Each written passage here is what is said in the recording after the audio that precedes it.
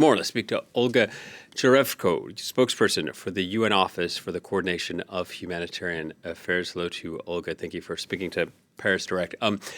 Deadly Israeli attacks continue despite Eid getting underway. I can't imagine what families are going through in Gaza right now. Hello, good afternoon. Thank you for having me. You're absolutely correct. These attacks have continued unabated, and they've of course intensified since the 18th of March.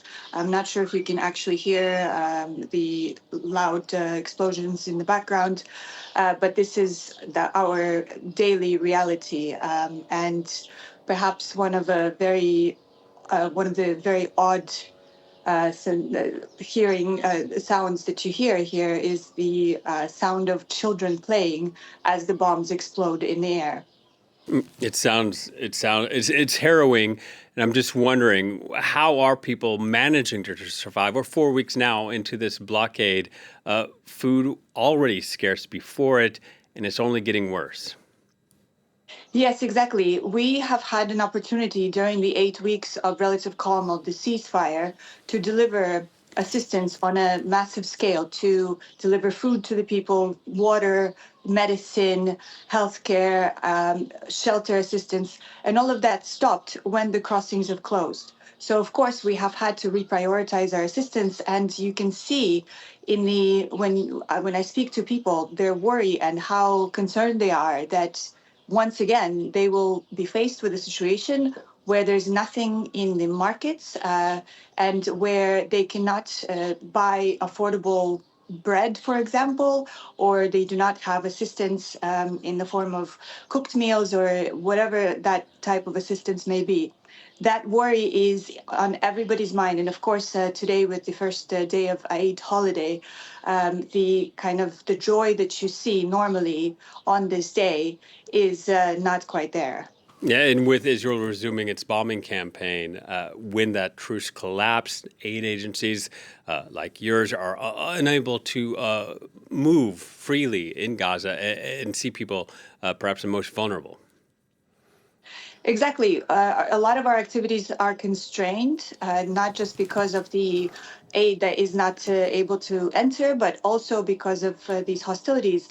And on top of it, there have been displacement orders issued almost on a daily basis, which have affected a lot of our facilities and our ability to move. So when people are ordered to move, I can give you an example. For example, one of our in the water and sanitation area, more than 100 wells have become unreachable.